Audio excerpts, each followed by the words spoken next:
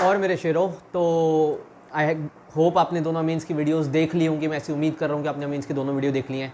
But in case अगर आपने amines की दोनों वीडियो नहीं देखी हैं तो मेरा सजेशन ये रहेगा, मेरी रिकमेंडेशन ये रहेगी कि पहले आप दोनों लेक्चर्स को कंप्लीट करो, उसके बाद इसको देखना, क्योंकि शॉर्ट समरी है। मतलब एक बार आप चीज़ों को डिटेल में समझ लो कि उसके बाद आपको देखने में कोई टेंशन वाली बात नहीं होगी, चीज़ें अपने आप आपको कैचअप हो जाएंगी और आपके दिमाग में पूरा चैप्टर फीड हो जाएगा।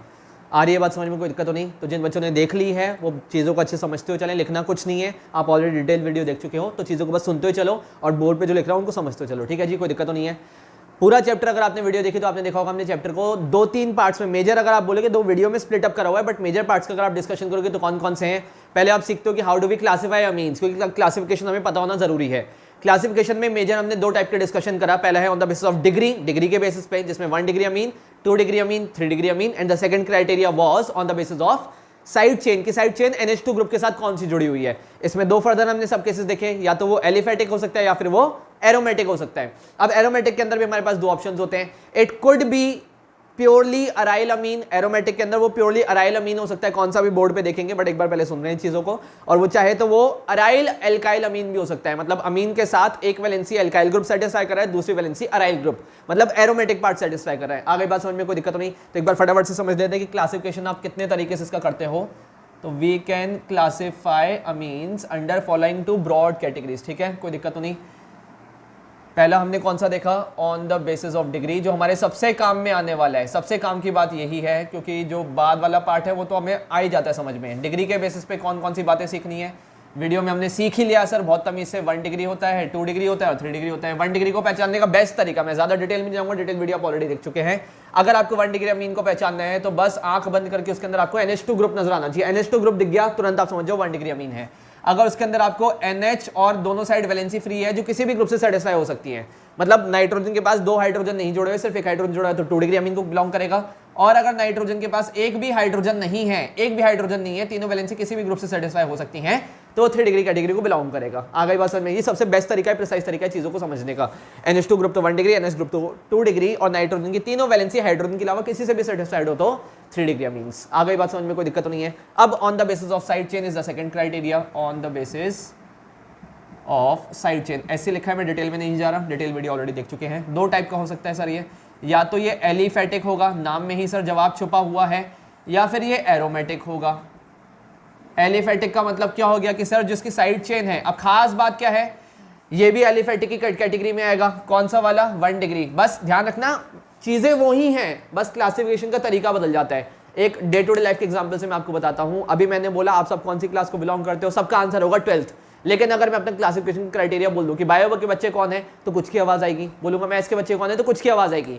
सो if we change the criteria, वही बच्चे जो 12th के थे अब वो फर्दर कैटेगरी में बंटना स्टार्ट हो जाएंगे। आ रही बात समझ में? तो अगर ये एलिफेटिक है तो इसका मतलब ये नहीं है कि ये 1 डिग्री या 2 डिग्री 3 डिग्री नहीं हो सकता, ये क्लासिफिकेशन का तरीका है, राइट? तो ये हमारा 1 डिग्री भी हो सकता है, और अगर इसके साथ 2 एल्काइल ग्रुप जुड़ गए तो 2 डिग्री का है, बट अभी भी एलिफेटिक की कैटेगरी में फॉल करेगा। और तीनों वैलेंसी एल्काइल ग्रुप से सेटिस्फाई हो रही है एलिफेटिक पार्ट से, मतलब सीधी सी बात है एरोमेटिक पार्ट नहीं होना चाहिए। तो है तो 3 डिग्री, बट अभी भी कौन सी कैटेगरी बिलोंग करेगा? एलिफेटिक कैटेगरी को बिलोंग करेगा, राइट? कोई दिक्कत तो नहीं? अब आते हैं एरोमेटिक के केस में। एरोमेटिक में सर हमारे पास 2 ऑप्शंस होते हैं। पहला केस होगा कंप्लीटली एरोमेटिक पार्ट, जिसको आप अराइल अमीन भी बोल सकते हैं। अराइल अमीन का मतलब क्या हो गया कि सर कितना भी डिग्री का हो, it could B 1 degree. Most classical example is aniline, इसका तो नाम भूलना ही नहीं है। जैसे फिनॉल एक सेट एग्जांपल है एरोमेटिक अल्कोहल में, इसी तरीके से एरोमेटिक अमीन्स में सेट एग्जांपल इज एनिलीन, तो 1 डिग्री अमीन है। इसके अलावा हो सकता है 2 डिग्री हो, लेकिन दोनों वैलेंसी किससे सेटिस्फाई हो रही होंगी? फिर हमारी एरोमेटिक पार्ट से हो रही होंगी। 3 डिग्री भी हो सकता है, और तब भी एरोमेटिक कब कहलाएगा? जब उसके अंदर एलिफेटिक पार्ट नजर आए, ना नजर आए डायरेक्टली कौन सा ग्रुप जुड़ा होना चाहिए? Aromatic part. ज्यादा डेप्थ में नहीं आता, मैं आपको बताऊं, ज्यादा डेप्थ में नहीं होता, बस हमें पहचान करने की जरूरत है। ठीक है जी, कोई दिक्कत नहीं? सेकंड इसका sub part is aryl alkyl amine. Aryl alkyl मतलब नाम में ही जवाब छुपा हुआ है। सर अराइल पार्ट भी प्रेजेंट होगा, एल्काइल पार्ट भी प्रेजेंट होगा। लेट से मैंने बोला नाइट्रोजन के साथ ये प्रेजेंट है, 2 डिग्री का अमीन है, तो एक तरफ मैंने C6H5 बोल दिया। अब जो बच्चे फर्स्ट टाइम सीख रहे हैं या पहले भी कभी सीख चुके हैं, उनको एक ब्रीफ में एक बात इंपॉर्टेंट बतानी है कि C6H5 लिखा हुआ है, तमीज से चीजों को सुनना।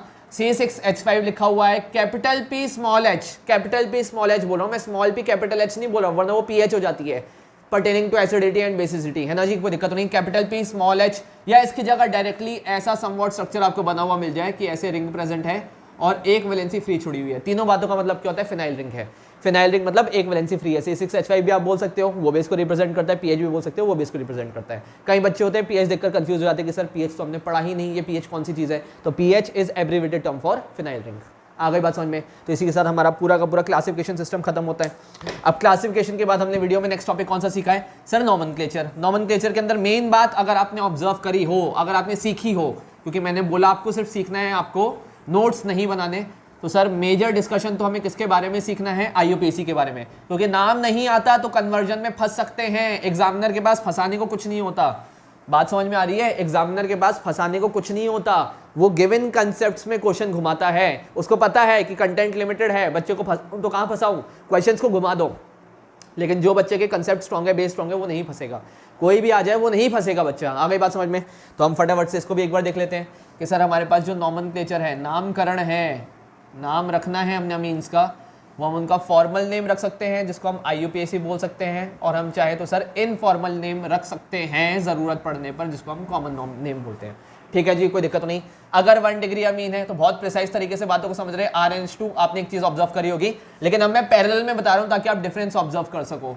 ये भी RNH2 है, ये भी RNH2 है, दोनों के नाम में कहाँ फर्क आएगा। अगर आपने चीज़ों को ऑब्जर्व करा, अच्छे से सुना, तो आपने सीखा होगा सर इसको बोलते हैं एल्केन अमीन। क्या बोलते हैं? एल्केन अमीन। और जो हमने करेक्शन करा था, भूलना मत कि सर ई ओमिट करना पड़ेगा क्योंकि अमीन का पहला लेटर इज वोवेल। ठीक है जी, ये alkane amine. Contrary to this, जब कॉमन नेम लिखते हैं तो इसको एल्केन ना बोलकर इसको क्या बोलते हैं, एल्काइल अमीन। बस इतना ही तो फर्क है, इतना ही तो फर्क है सर। ये एल्केन अमीन और ये क्या हो जाता है, एल्काइल अमीन। बस दैट्स इट। अब जो भी एल्काइल ग्रुप होगा वो तो हम पहचान लेते हैं ना, CH3 होगा तो मिथाइल, C2H5 होगा तो इथाइल, C6H5 होगा तो फिनाइल, एंड सो ऑन। कुछ भी हो सकता है, बट एल्काइल अमीन के नाम से इसका हम नाम रखते हैं। ठीक है, एग्जाम्पल में डिस्कस नहीं कर रहा क्योंकि हम जिस चीजों को समराइज कर रहे हैं, एग्जाम्पल के लिए हमने डिटेल वीडियो में बातें सीख ली है ना जी। अब अगर 2 डिग्री अमीन होगा तो 2 डिग्री अमीन दोनों पैरेलल में लेके चलेंगे सर। RNH R प्रेजेंट है। एक बात मैंने आपको इंपॉर्टेंट बताई कि इसके 2 सब केसेस हो सकते हैं, या तो ये वाला केस होगा या फिर कौन सा हो सकता है, RNH R-, मतलब द कंपाउंड में भी सिमेट्रिकल या फिर अनसिमेट्रिकल।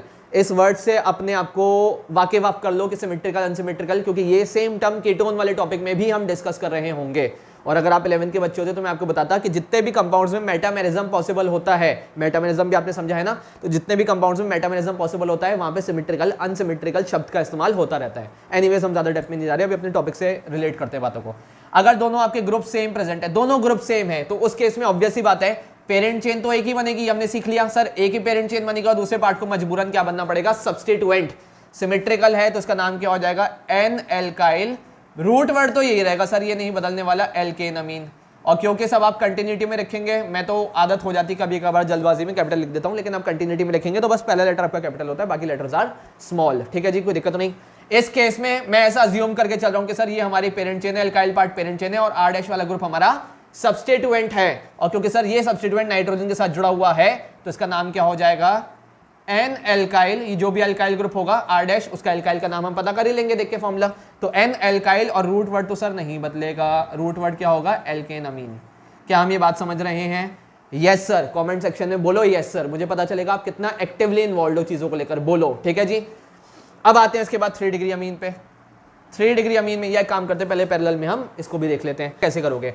तो अगेन वही बात, लेट से मैं पहला वाला केस डिस्कस कर रहा हूं, इसके अंदर दोनों एल्काइल ग्रुप अगर हमारे सेम प्रेजेंट है तो उस केस में डायरेक्टली हम लोग क्या बोल देंगे, डाई एल्काइल अमीन। सिंपल, क्या बोल देंगे, डाई एल्काइल अमीन।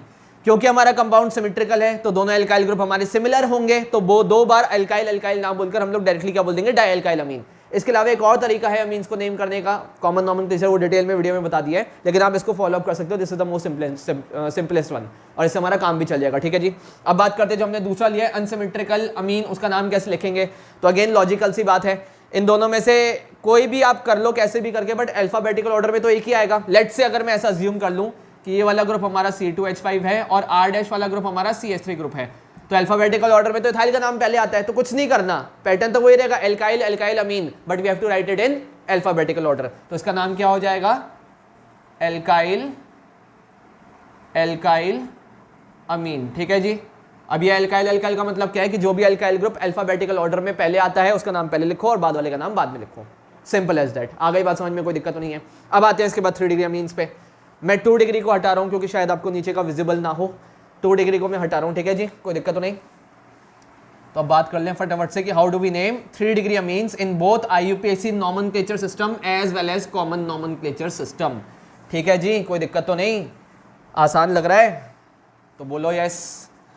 तो सर लेट से हमने अज्यूम कर लिया पहला केस, ये पहला केस में ले रहा हूं कि सर तीनों के तीनों एल्काइल ग्रुप हमारे सेम है, तीनों के तीनों ग्रुप सेम है, कुछ भी कर लो सर पेरेंट चेन तो एक ही बनेगी, क्योंकि पेरेंट चेन एक ही बनती है। ये तो IUPAC ने हमें सिखाया है कि पेरेंट चेन एक बनती है, बाकी सारे कौन से होते हैं सब्स्टिट्यूएंट। बच्चा एक काम जरूर करना, अभी अगर आप प्रैक्टिस कर रहे हो, आप बहुत अच्छे से कमांड नहीं कर रहे हो, तो अभी आप रफ में सर्कल जरूर बनाना। मैं पहले बोल रहा हूं ओवर कॉन्फिडेंट मत होना, सब बर्बाद कर बैठोगे। डोंट बी ओवर कॉन्फिडेंट, और भले आप सीख चुके हो तो भी ओवर कॉन्फिडेंट मत होना।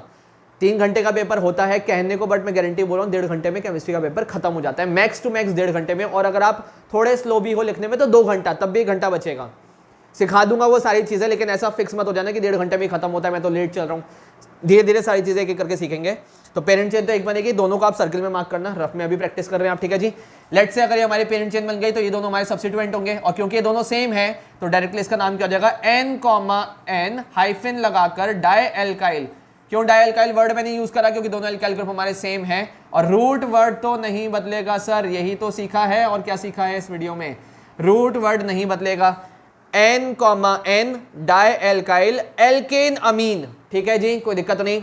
ये पहला केस मैंने डिस्कस करा।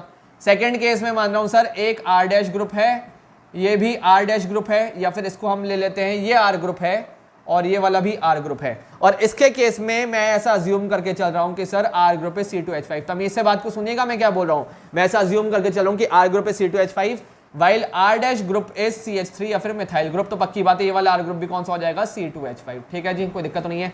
दोबारा समझो बातों को, एग्जांपल से हम लेकर रिलेट करें चीजों को। सर लेट से मैंने ये R' बोला, ये R बोला, ये R बोला, तो ये दोनों R ग्रुप सिमिलर होने चाहिए। और ये वाला हमारा मैंने R' को मैंने मिथाइल अज्यूम कर लिया। पेरेंट चेन तो अभी भी एक बनेगी, वो भी लॉन्गेस्ट वाली। तो लेट से इन दोनों में से किसी को भी मान सकते थे, दैट्स अप टू यू, क्योंकि दोनों ग्रुप सिमिलर हैं। मैंने इसको पेरेंट चेन माना तो सर ये भी सब्स्टिट्यूएंट, ये भी सब्स्टिट्यूएंट। ठीक है जी, कोई दिक्कत तो नहीं है। Now in this case since both the substituents are different, तो इसको हम डायरेक्टली N, डाइएल्काइल नहीं बोल सकते, हम वो दोनों सब्स्टिट्यूएंट्स को इंडिविजुअली अलग तरीके से नेम करेंगे। और कैसे नाम आ जाएगा इसका, N alkyl hyphen N alkyl alkane amine. क्या हम ये बात समझ पा रहे हैं? Yes sir. Sir N alkyl alkane parent chain followed by the suffix amine, alkane amine तो लगेगा ही लगेगा। आगे बात समझ में। अब इसके अंदर जो एल्काइल ग्रुप अलग अलग हैं, you have to write them in alphabetical order. Alphabetical order में आप उनका नाम लिखेंगे। आ गई बात समझ में, कोई दिक्कत तो नहीं है। आते हैं इसके कॉमन नॉमेनक्लेचर के ऊपर। ये दोनों केसेस ही मैं कंसिडर कर रहा हूं, पहले इस केस को कंसिडर कर लेते हैं। क्योंकि कंपाउंड पूरी तरीके से सिमेट्रिकल है तो तीनों एल्काइल ग्रुप सेम है, तो बहुत सिंपल सी बात, इसका आप कॉमन नेम लिखेंगे तो क्या हो जाएगा, ट्राई एल्काइल अमीन। बहुत सिंपल, क्या नाम हो जाएगा, ट्राई एल्काइल अमीन। क्योंकि तीनों एल्काइल ग्रुप सेम है तो 3 बार आ रहा है, तो ट्राई एल्काइल अमीन, राइट, कोई दिक्कत तो नहीं। इस वाले केस में ये दोनों ग्रुप सेम है, ये वाला ग्रुप अलग है, ये दोनों ग्रुप सेम है, ये वाला ग्रुप अलग है, तो कैसे नाम लिखेंगे, डाई एल्काइल एल्काइल अमीन।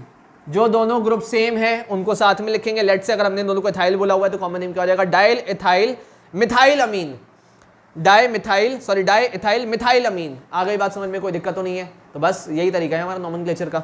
लेकिन जनरली मैं आपको बता रहा हूँ कॉमन नेम कम यूज होते हैं क्वेश्चंस में। जब आप कन्वर्जन करोगे कॉमन नेम आपको कम दिखाई देंगे, मेजॉरिटी आपको कौन से नेम दिखाई दे रहे होंगे, IUPAC नॉमेनक्लेचर। एक बार हमने कमांड कर ली, चीजें बहुत ईजी लगेंगी। कुछ वर्ड हैं जैसे आइसो, कुछ प्रीफिक्सेस होते हैं जिनका हर चैप्टर से लेना देना है। जैसे मैं कुछ आपको प्रीफिक्सेस बता रहा हूँ जो कॉमन नॉमेनक्लेचर में यूज होते हैं, IUPAC में यूज नहीं होते। एन आपने सुना होगा, प्रीफिक्स एन लगता है, आइसो लगता है, नियो लगता है, टर्ट लगता है, सेक लगता है। तो ये कुछ प्रीफिक्सेस हैं, इनको मैं एक शॉर्ट वीडियोस में डिस्कस करूंगा, क्योंकि ये पांचों के पांचों प्रीफिक्स जो कॉमन नॉमेनक्लेचर में हम डिस्कस करते हैं किसी पर्टिकुलर चैप्टर के रिश्तेदार नहीं है, ये सबके रिश्तेदार हैं। मतलब हर चैप्टर में अप्लाई होंगे। जो 4 चैप्टर हम ऑर्गेनिक के पढ़ेंगे सबके कॉमन नॉमेनक्लेचर में इनका यूज हो रहा होगा। And these are one of the most confusing part. ये सबसे कंफ्यूजिंग पार्ट में से एक है। हर बच्चे को कभी डाउट आता है कि सर आइसो कब लगाना है, नियो कब लगाना है, टर्ट कब लगाना है, सेक कब लगाना है, समझ में नहीं आता, इस ऐसे क्वेश्चन गलत होते हैं। इसको भी हम डिस्कस करेंगे, बट अभी हमारा main topic of discussion amines के बारे में है, राइट, कोई दिक्कत नहीं। तो चलो जी, नॉमेनक्लेचर तो कवर अप हो गया। नॉमेनक्लेचर के बाद हमने नेक्स्ट चीज क्या सीखी थी, आइसोमेरिज्म। आइसोमेरिज्म में ज्यादा डिटेल में लिखूंगा नहीं, उसके अंदर बस आपको ट्रिक समझनी है। आइसोमेरिज्म इस चैप्टर का रेलेवेंट इतना इंपॉर्टेंट नहीं है। हर चैप्टर के अंदर ध्यान रखना, आइसोमेरिज्म में चेन और पोजीशन तो आएगा ही आएगा। पूरी ऑर्गेनिक में जितने भी चैप्टर हैं उनमें आइसोमेरिज्म में चेन और पोजीशन तो आएगा ही आएगा। तो इस नजरिए से मेटामेरिज्म थोड़ा इंपॉर्टेंट हो जाता है। अब अगर आपने आइसोमेरिज्म 11th में सीख रखा है तो जी मुबारक हो, बहुत अच्छी बात है। बट जिन बच्चों ने नहीं सीखा हुआ उनका भला ही तो करना हमारा कर्तव्य है। तो आओ देखो चेन हम कैसे पहचानेंगे। पहला criteria, molecular formula must be same. ये बात मैंने नोट्स में ऐड कर दी है बिल्कुल प्रिसाइज तरीके से, तो आपको बहुत जल्दी समझ में आ जाएंगी। मॉलिक्यूलर फॉर्मूला सेम होना चाहिए, यही तो हमने आइसोमेरिज्म में सीखा 11th से, 10th स्टैंडर्ड से भी इनफैक्ट आईएससी बोर्ड के स्टूडेंट होने के नाते कि सर मॉलिक्यूलर फॉर्मूला तो सेम होगा ही होगा। दूसरी कंडीशन, एफजी वर्ड में इस्तेमाल कर रहा हूँ हर चैप्टर के अंदर, FG stands for functional group, तो फंक्शनल ग्रुप भी सेम होना चाहिए। तीसरी condition, number of carbon in parent chain. Parent chain तो हम समझते हैं ना क्या होती है, लॉन्गेस्ट पॉसिबल चेन। तो पेरेंट चेन के अंदर मस्ट वेराई, ध्यान रखना, क्योंकि पेरेंट चेन के अंदर कार्बन वेराई कर रहे हैं तभी तो चेन आइसोमेरिज्म है। नाम में ही जवाब छुपा हुआ है सर, पेरेंट चेन के अंदर कार्बन का नंबर बदलेगा तभी तो चेन आइसोमेरिज्म होगा, राइट।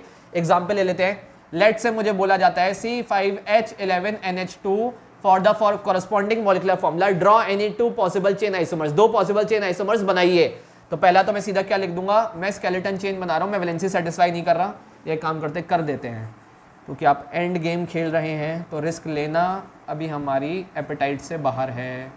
1 2 3 4 और एक आ गया CH2NH2, ठीक है जी। 5 कार्बन की सीधी चेन हो गई, straight chain, NH2 group. Longest possible chain है, जब आप इसका नाम करेंगे तो लॉन्गेस्ट पॉसिबल चेन ये बन गई। नंबरिंग ऑब्वियसली बात है सेट से होगी, तो मैं डायरेक्ट इसका नाम लिख रहा हूँ पेंटेन 1 अमीन। चाहते तो पेंटेन अमीन भी लिख सकते थे, लेकिन more appropriate word is pentane 1 amine, right है, कोई दिक्कत तो नहीं। अब इसका एक चेन आइसोमर बनाना है तो आपको करना क्या होगा, पेरेंट चेन के अंदर कुछ भी करके 5 कार्बन के अलावा कितने भी कार्बन रखो, 4 रखो, 3 रखो, बट 5 कार्बन नहीं होने चाहिए। तो लेट से मैंने बोला CH3 CH, एक कार्बन मैंने मिथाइल ग्रुप ब्रांचिंग में डाल दिया, CH2 और यहाँ पे आ गया NH2 ग्रुप। ये आपके सामने कंपाउंड है। अब इसके पेरेंट चेन बनाएंगे तो हमें पता है पेरेंट चेन तो सर लॉन्गेस्ट बनती है और कंटिन्यूअस होती है विदाउट एनी ब्रेक, यही तो हमने सीखा है सर। ये आ गया हमारा सर ब्रांच के अंदर। नंबरिंग कहां से करेंगे, so that the functional group should get lowest possible number. तो सर पेरेंट चेन तो 4 कार्बन की बनी और थर्ड पोजीशन पर हमारा मिथाइल ग्रुप आ रहा है, तो इस कंपाउंड का नाम क्या होगा, 3 मिथाइल ब्यूटेन 1 अमीन। अब 1 अमीन लिखना जरूरी है, ध्यान रखना। अगर सब्स्टिट्यूएंट आ जाता है, मैं तो प्रेफर करता हूं, देखो सीधी सी बात, मैं प्रेफर करता हूं कि आप हमेशा पोजीशन बताओ, कुछ भी हो जाए रिस्क मत लो, आप पोजीशन बताओ। ऐसे केस में होता है कि हमारे दिमाग में एक पैसे का भी डाउट नहीं रहता कि एग्जामिनर ने शायद हमारे नंबर यहाँ काट लिए होंगे, और उस केस में अगर हम कॉन्फिडेंट न हुए तो हम कॉपी भी खुलवा सकते हैं। काटे तो कहाँ काटे, कैसे काटे, क्यों काटे, जवाबदारी दो। आ रही बात समझ में। तो यहाँ पे हमारा नाम क्या होगा, 3 मिथाइल ब्यूटेन 1 अमीन। अब आप चेक करो डिफरेंस कहाँ पे आ रहे हैं। इसकी पेरेंट चेन के अंदर 5 कार्बन है तभी तो पेंट रूट वर्ड आ रहा है, और इसके पेरेंट चेन के अंदर 4 कार्बन है तो रूट वर्ड क्या आ रहा है, ब्यूट। और यही हमें सिग्निफाई कर रहा है कि sir these 2 compounds are chain isomers with respect to each other. आ रही बात समझ में। बस पेरेंट चेन के अंदर कार्बन का नंबर वेराई करना है, this is the most crucial point in chain isomerism. Notes में बात मेंशन है, देखोगे अपने आप समझ जाओगे, लिखना नहीं है सिर्फ सीखना है, ठीक है जी। नेक्स्ट आते हैं इसके बाद पोजीशन आइसोमर्स। सर जैसा नाम वैसा काम, है ना जी, कोई दिक्कत तो नहीं। तो पहले के दोनों क्राइटेरिया सेम रहेंगे sir, MF is equals to same, molecular formula same रहेगा, फंक्शनल ग्रुप सेम रहेगा। बदलेगा क्या, ये हटा रहा हूं मैं थोड़ा बहुत, ठीक है, कैनवस छोटा ना पड़े, हटा रहा हूं इसको मैं। बदलेगा क्या sir, number of carbon in parent chain must remain same, क्योंकि ये पोजीशन आइसोमर है। तो number of carbon in parent chain, मैं इसको शॉर्ट में PC लिख रहा हूं पेरेंट चेन को, ठीक है जी, प्रियंका चोपड़ा नहीं, PC stands for parent chain must remain same, same रहेंगे। तो वेराई क्या करेगा, पोजीशन ऑफ FG, बहुत important point, position of FG is equals to must vary. Functional group की पोजीशन वेराई करनी चाहिए, सिर्फ यही है जो बदलेगा, बाकी सब कुछ विल रिमेन कांस्टेंट। कहने का क्या मतलब है, सेम एग्जांपल मैं यहाँ पे ले रहा हूँ C5H11NH2, सेम एग्जांपल लेंगे तो हमारा माइंड डाइवर्सिफाई होता रहेगा, ठीक है जी, कि इसमें ये भी पॉसिबिलिटी है, ये भी पॉसिबिलिटी है ना जी। तो इसके लिए मैंने पोजीशन आइसोमर बनाना है, तो इसके पोजीशन आइसोमर 2 बना लेते हैं, CH3 CH2 CH2 CH2 CH2 NH2। आओ जी चेक करें, 5 कार्बन की चेन हो गई। लॉन्गेस्ट पॉसिबल चेन आप बनाओगे तो यही बनेगी, और कोई गुंजाइश नहीं है और कोई पॉसिबिलिटी नहीं है। फर्स्ट पोजीशन पर NH2 आ रहा है, तो उसका नाम क्या हो जाएगा, सीधा पेंटेन 1 अमीन। यहाँ वहाँ पे भी यही नाम आया था, पेंटेन 1 अमीन, 5 कार्बन की चेन है। क्योंकि अब हमें इसका पोजीशन आइसोमर बनाना है, तो सर हम पेंटेन वर्ड को तो डिस्प्लेस नहीं कर सकते, मतलब the second compound must contain parent chain of 5 carbon atoms. How many carbon atom, 5 carbon atom. आई बात समझ में। तो सर क्या करेंगे, NH2 ग्रुप की बस पोजीशन को चेंज करना है। वैसे मेरे पास इसमें 2 ऑप्शन थे, चाहता तो मैं दूसरे नंबर पे लगा देता, लेकिन क्योंकि सिमेट्री बन जाएगी तो सिर्फ समझाने के लिए मैंने तीसरी पोजीशन पर लगा दिया। अगेन पेरेंट चेन तो 5 कार्बन की ही बन रही है, लॉन्गेस्ट पॉसिबल चेन है ना जी, भूलना नहीं है, लॉन्गेस्ट पॉसिबल चेन बनानी है। कहीं से भी नंबरिंग कर लो, द कंपाउंड इज सिमेट्रिकल, कहीं से भी कर लो तीसरे नंबर पर ही आएगा। इस कंपाउंड का नाम क्या हो जाएगा? पेंटेन 3 अमीन। क्या नाम हो गया जी? पेंटेन 3 अमीन। कंपेयर कर लो, आपको अपने आप जवाब मिल जाएगा। कंपेयर करो, मैं तो साफ बोलता हूं, ध्यान रखना, अगर सुनोगे चीजों को तो ही तोड़ पाओगे, पेपर को तभी फोड़ पाओगे। चीजों को सुनो, ओवर कॉन्फिडेंट मत होना। आप जब भी आइसोमर बनाओ, सबसे पहला आपका फर्ज होना चाहिए, आप दोनों कंपाउंड के नाम लिखो। नाम लिखने के बाद अगर सब कुछ सेम है और सिर्फ नंबर 1 और नंबर 3 पोजीशन का डिफरेंस आ रहा है, then only they can be considered as position isomer. अगर गलती से ये पोजीशन के अलावा सर पेरेंट चेन में फर्क आ गया, they can not be considered as position isomer. आ रही है बात समझ में? कोई दिक्कत तो नहीं है।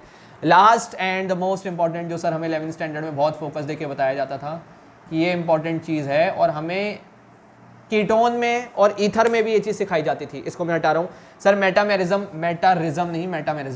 सर, कीटोन में, ईथर में, और हमें पॉलीवेलेंट फंक्शनल ग्रुप। जो बच्चे पढ़े हैं उनको शायद मेरे एक शब्द से चीज़ें सारी रिकॉल हो जाएंगी कि सर पॉलीवेलेंट फंक्शनल ग्रुप के अंदर ही मेटामेरिज्म लगता है। ऐसा फंक्शनल ग्रुप जिसकी वैलेंसी मोर देन 1 है, पॉलीवेलेंट है, राइट। तो इसके अंदर हम कैसे बोलेंगे? लेट से मैंने बोला C5H11NH2, इसमें कंडीशन मैं नहीं लिख रहा, डायरेक्टली मैं आपको समझाने पे आ रहा हूँ, कंडीशन नोट्स में है ही है। MF सेम होगा, फंक्शनल ग्रुप वेराई करेगा, इसके अंदर फंक्शनल ग्रुप बदल जाएगा। कैसे सिखाता हूँ आपको, क्योंकि जेई में, नीट में ऐसे ट्रिकी क्वेश्चन आ जाते हैं जो कि बोर्ड्स के नजर से भी इंपॉर्टेंट है। C5H11NH2 प्रेजेंट है, मैंने इस 5 कार्बन की चेन को 2 पार्ट में स्प्लिट अप कर दिया। एक तरफ मैं 3 कार्बन की चेन बनाने वाला हूँ, दूसरी तरफ मैं 2 कार्बन की चेन बनाने वाला हूँ। पहला पॉसिबल केस तो C3H7, मुझे प्रैक्टिस है, आपको आ जाएगी, घबराने की जरूरत नहीं, आपको आ जाएगी। डायरेक्टली C3H7 कैसे लिखा, एल्काइल ग्रुप है, वैलेंसी सेटिस्फाई करेंगे, C3H7 ही आएगा। फॉर्मूला डायरेक्टली CnH2n+1, ये भी तो सीखा हुआ है। तो C3H7, इधर मैंने लगा दिया NH, और इधर क्या लगा दिया C2H5। ये हमारा पहला कंपाउंड हो गया। हमसे बोला गया है इसका मेटामेरिज्म बनाइए, तो पहले तो मैं इसका नाम लिख लेता हूँ। 3 कार्बन की पेरेंट चेन लॉन्गेस्ट बनेगी, अभी सीखा है हमने IUPAC, ये शॉर्टेस्ट चेन होगा, ये हमारा सब्स्टिट्यूएंट हो गया, तो इसका नाम क्या हो जाएगा? N-इथाइल प्रोपेनामीन, है ना जी, N-इथाइल प्रोपेनामीन। अब दूसरा इसका मुझे मेटामर बनाना है, तो अब मैं क्या करूंगा? सर 3 की चेन थी, 2 की चेन थी, अब थोड़ी सी होशियारी दिखाकर ये मत कर देना जल्दबाजी में, सर इधर 3 की कर देते, इधर 2 की कर देते, नहीं, वो सेम कंपाउंड हो जाएगा, वो आइसोमर नहीं होगा, वो सिमिलर कंपाउंड होगा। तो क्या करें सर? दूसरे केस में हम कर सकते हैं कि एक तरफ आप रखिए 1 कार्बन की चेन और दूसरी तरफ कर दीजिए 4 कार्बन की चेन। इधर साइड पे कार्बन का नंबर वेराई करना है, तो इस तरफ मैंने लगा दिया CH3 ग्रुप, इधर लिखा मैंने NH, और इधर मैंने लिख दिया C4H9 ग्रुप। आ रही है बात समझ में? इसका नाम क्या होगा sir? Longest possible chain 4 carbon की बन रही होगी, ये हमारा सब्स्टिट्यूएंट बन रहा होगा, तो इसका नाम हो गया मिथाइल, इसका नाम हो गया ब्यूटेनामीन। तो name of the given compound will be N-मिथाइल ब्यूटेन 1 अमीन, या फिर डायरेक्टली आप ब्यूटेनामीन भी लिख सकते हैं। आ रही है बात समझ में? बिल्कुल प्रिसाइज तरीके से। These 2 compounds are metamers with respect to each other. अब खास बात जो आपको बतानी है, या एक काम करो उसको अभी छोड़ देते हैं, क्योंकि वो कॉम्पिटेटिव प्रोफाइल की बातें हैं कि इसमें फंक्शनल ग्रुप सेम है कि नहीं है ना, वो कभी फुर्सत में डिस्कस करेंगे, नीड मुझे लगेगी तो। बोर्ड्स में इतने से ही हमारा काम चल जाता है। इतनी बार डिस्कस करने के बाद चैप्टर का आता है मेन मुद्दा, which is known as preparation method. अब जो मैं चीज़ बोलने जा रहा हूँ, गौर से सुनिएगा, उसको दिमाग में फीड कर लीजिए। दोबारा बोल रहा हूँ, जो मैं बोलने जा रहा हूँ गौर से सुनिएगा, दिमाग में फीड कर लीजिए। प्रिपरेशन मेथड हमारे इस चैप्टर में 6 हैं, रटे होने चाहिए अपने नाम की तरह। मैं दोबारा बोल रहा हूँ, प्रिपरेशन मेथड हमारे सिलेबस में इस चैप्टर के रिगार्डिंग 6 हैं, 6। और केमिकल प्रॉपर्टीज कितनी है? 5। Preparation 6, chemical properties 5। दिमाग में चीजें रहेंगी तभी क्वेश्चन अप्लाई करने में स्पीड अप आएगी। आ रही है बात समझ में? कोई दिक्कत तो नहीं। कौन कौन से मेथड्स हैं मैं डायरेक्टली नाम लिख रहा हूँ, एक एक करके डिटेल में देख लेंगे जो भी जरूरत होगी। पहला मेथड हमने सीखा है प्रिपरेशन में, फ्रॉम एल्काइल हैलाइड। किन से? एल्काइल हैलाइड से, RX से। चीजों को ब्रीफ में लिखूंगा, डिटेल में मैं नहीं लिखूंगा। सर RX की रिएक्शन जब हम अमोनिया के साथ करवाते हैं, अमोनिया के साथ मैं करवा रहा हूं, और ये रिएक्शन हम हेलो एल्केन में भी ऐसी कुछ देखने को मिलेगी, हमने 10th स्टैंडर्ड में भी सीखी है। कब, कहां? आगे वाले लेक्चर्स में देखेंगे। RX की रिएक्शन मैंने RNH3 के साथ करवाई, यहां से एक हेलोजन का लॉस होगा, यहां से एक हाइड्रोजन का लॉस होगा, और -HCl में चाहूं तो एरो के ऊपर डायरेक्टली लिख सकता हूं, क्योंकि यहाँ पे क्लोरीन होता है मेजॉरिटी केसेस में, तो मैंने डायरेक्टली HCl लिख दिया। जनरलाइज करने के लिए HX भी लिख सकते हैं, राइट। तो पहला प्रोडक्ट हमारा क्या बनेगा? R, ये तो एज इट इज था, और यहाँ पे आकर जुड़ गया RNH2 ग्रुप। क्या बन गया? 1 डिग्री अमीन। रिएक्शन रुकेगी नहीं, बताया मैंने वीडियो में, जब तक ये ज्वारी अपने सारे हाइड्रोजन नहीं लुटा बैठेगा, चैन नहीं पड़ेगा। अगेन रिएक्ट करेगा दूसरे मॉलिक्यूल ऑफ RX के साथ, प्लस हो जाएगा। इसी के ऊपर हम लिख सकते हैं, ऐसी रिएक्शन में हम एरो के ऊपर नीचे लिख सकते हैं जो मल्टीपल स्टेप में चलती है, राइट। तो इसके बाद क्या बनेगा सर, R2NH बनेगा और ये 2 डिग्री अमीन हो गया। क्या सर ये मानेगा? नहीं मानेगा। लत को कहाँ ले जाओगे, प्लस RCl हो जाएगा माइनस HCl हो जाएगा, क्या बनेगा R3N। क्या अभी भी सुधरेगा? आखिरी दांव खेलेगा सर। कौन सी डिग्री का अमीन है? 3 डिग्री का। आखिरी दांव क्या खेलेगा सर? लूज करने के लिए कुछ नहीं है लेकिन लेने के लिए तो कुछ है, तो क्या हो जाएगा इसके अंदर RCl का रिएक्शन होगा। लॉस कुछ नहीं करना, सिर्फ RCl रिएक्ट करेगा, leads to the formation of R4N positive Cl negative.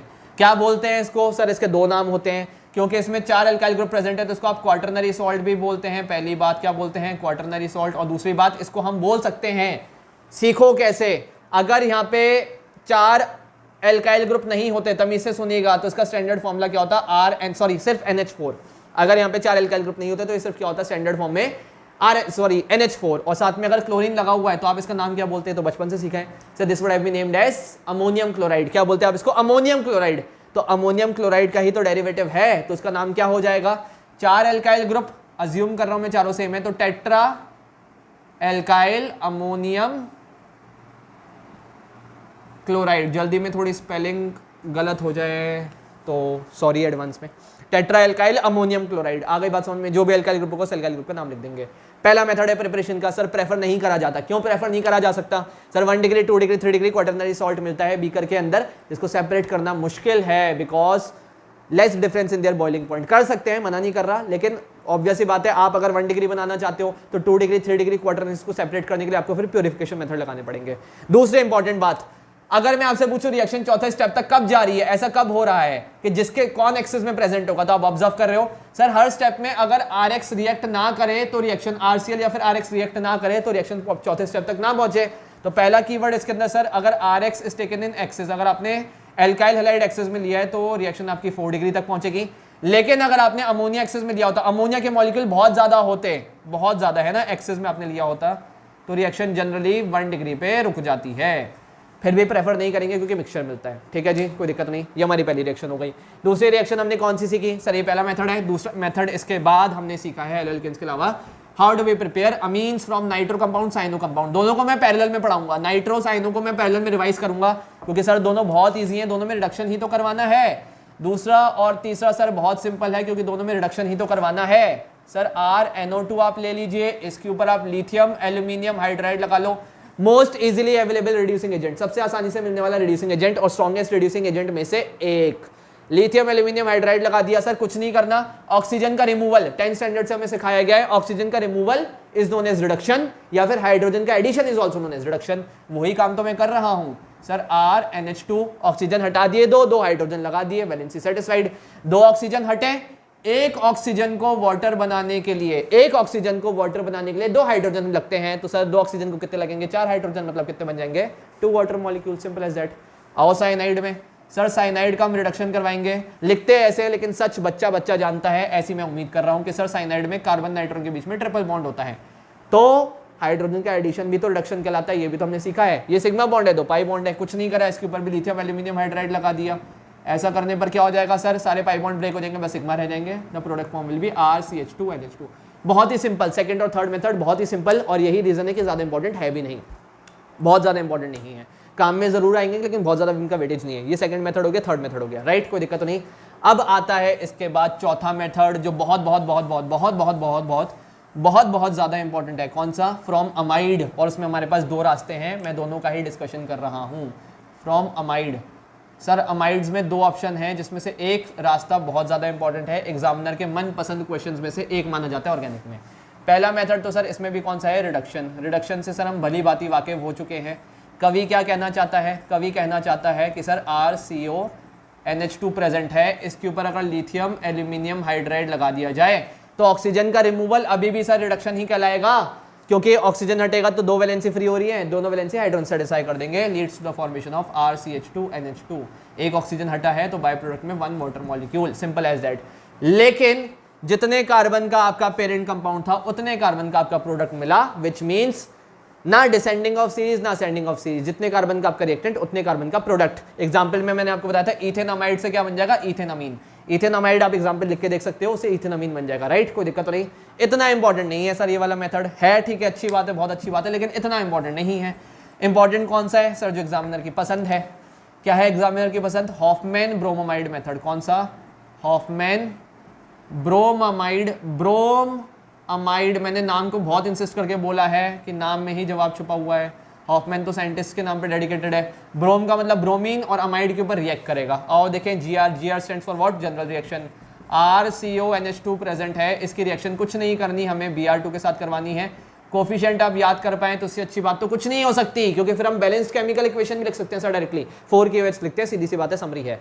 करना क्या है? कुछ नहीं सर, बस CO ग्रुप को हटा दो। कुछ नहीं करना, बस CO ग्रुप को हटा दो, जो बच गया दोनों को जोड़ दो। मेन मतलब हमें इससे ही है। RNH2 बन गया, जो क्या है हमारा 1 डिग्री अमीन। 1 डिग्री अमीन बन गया। बाय प्रोडक्ट क्या बनेगा सर? CO यहां से निकलेगा, CO2 के फॉर्म में। कैसे मिलता है इसका भी पूरा मैकेनिज्म मैंने बताया। मैकेनिज्म में आपको मैकेनिज्म पे नहीं जाना, बाय प्रोडक्ट आप रट सकते हैं चाहे तो। सर K2CO3 मिल रहा होगा, 2KCl मिल रहा होगा और वाटर मिल रहा होगा। Simple as that. 1 degree amine, potassium carbonate, potassium chloride and water. खास बात क्या, एग्जामिनर की पसंद क्यों है ये? क्योंकि आपको बोला जाएगा इथेन अमीन को, या आप जब एक्सरसाइज प्रैक्टिस करेंगे आपका खून पी जाएगा। ये क्वेश्चन में आपको जेन्युइनली बोल रहा हूँ, आपका खून पी जाएगा। एक कार्बन कम करने को बोलेगा। इथेन अमीन का मतलब सर 2 कार्बन का कंपाउंड है, मीथेन अमीन मतलब 1 कार्बन का कंपाउंड बनाना है। कुछ मत करो, अमीन को अमाइड में कैसे कन्वर्ट करते हैं सिखा दूंगा, लेकिन अभी मुद्दे की बात कि सर कुछ भी करके लगनी तो ब्रोमामाइड ही है। 3-4 रास्ते हैं, कुछ भी कम से कम भी मैं बोलूं आपके नजर से तो 2-3 रास्ते हैं, लेकिन सबसे short method is Hoffmann bromide लगा दो। कैसे? एक एग्जांपल में बता रहा हूं, आपके सारे क्वेश्चन सॉल्व हो जाएंगे मेजॉरिटी। ठीक है, इथेन अमीन का मतलब क्या हो गया? C2H5NH2। अभी आपने पढ़ा नहीं है तो आपको नहीं पता, आगे वाली वीडियो में हाँ ठीक है आपने पढ़ लिया होगा। HNO2 के साथ रिएक्शन करवा रहा हूं मैं 0 डिग्री सेल्सियस से 4 डिग्री सेल्सियस। केल्विन में लिखोगे तो 273 से 278, राइट। ऐसा करवाने पर आपका जो मेन प्रोडक्ट मिलता है वो क्या बन जाता है? एल्कोहल।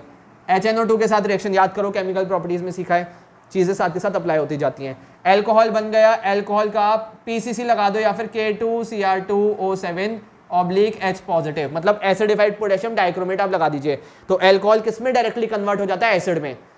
एल्डिहाइड स्टेज पे रुकेगा नहीं, क्योंकि एल्डिहाइड के लिए PCC लगाते हैं, बात की बात, अभी उससे मतलब नहीं। तो 2 कार्बन के अल्कोहल से मिल जाएगा 2 कार्बन का एसिड। 2 कार्बन का एसिड बच्चा जानता है एसिटिक एसिड। क्या बन जाता है? Acetic acid. ठीक है जी, कोई दिक्कत नहीं है। एसिटिक एसिड की रिएक्शन मैंने करवा दी, किसके साथ? अमोनिया के साथ, फॉलोड बाय हीटिंग। अमोनिया के साथ रिएक्शन करवाई, फॉलोड बाय हीटिंग। होगा क्या? 2 स्टेप का काम है, मैंने एक स्टेप में लिखा है, बाद में सीखेंगे कन्वर्जन में, अभी मैं आपको डायरेक्टली प्रोडक्ट बता रहा हूँ। CH3CONH2 कैसे हुआ, क्यों हुआ? घबराना नहीं, सीखोगे, सब सीखोगे, जिनको आता है बहुत अच्छी बात। और डायरेक्टली अमाइड बन गया ये, अमाइड के ऊपर डायरेक्टली आप क्या लगा देंगे? Hoffmann bromide. 2 कार्बन का अमाइड है, Br2 डालो, QH डालो, डायरेक्टली यहाँ पे लिख देंगे, तो क्या मिल जाएगा आपको? 1 कार्बन का अमीन विच इज CH3NH2। 2 कार्बन के अमीन से आपने 1 कार्बन का अमीन बना लिया। ये कैसे हुआ? ये कोई जादू नहीं है, ये आप सीख जाओगे। जादू हर किसी को करना आ जाएगा, टाइम लगेगा, फर्स्ट डे है, धीरे धीरे चीज़ सीखोगे, राइट, कोई दिक्कत नहीं। ऐसा क्वेश्चन आपको बार बार देखने को मिलेगा, चेक कर लेना चाहो तो बैक एक्सरसाइज के, रिव्यू एक्सरसाइज के अंदर, है ना जी। तो सर ये हमारी बहुत इंपॉर्टेंट रिएक्शन हो गई हॉफमैन ब्रोमामाइड, जो हमने समराइज कर ली। अब 2 रिएक्शन और बचती हैं, कौन कौन सी? एक तो एल्कोहल वाली और दूसरी बचती है गैब्रियल थैलेमाइड वाली। गैब्रियल थैलेमाइड बहुत सिंपल रिएक्शन है, बच्चे घबरा जाते हैं, लेकिन घबराने का कुछ नहीं है। पहले 5वीं रिएक्शन फ्रॉम एल्कोहल, किससे? From alcohol. तो एल्कोहल इंडस्ट्रियल मेथड में भी गिना जाता है, क्योंकि इंडस्ट्री में एल्कोहल से अमीन बनाने के लिए वाला मेथड अप्लाई होता है। क्या करना है? कुछ नहीं सर, एल्कोहल का रिएक्शन अमोनिया के साथ करवा दीजिए। कैटलिस्ट के फॉर्म में Al2O3 ले लेंगे, टेम्परेचर 633 केल्विन के आसपास ले लेंगे। बाई चांस याद नहीं होता, बार बार मैं इतनी बार आपको रटवा दूंगा, सिखवा दूंगा कि आप खुद मुझे बताना शुरू कर दोगे, सर आपने गलत टेम्परेचर लिखा है, 633 होता था। बाई चांस मैं ये भूल जाऊंगा, आपको अपनी चीज़ें याद आ जाएंगी।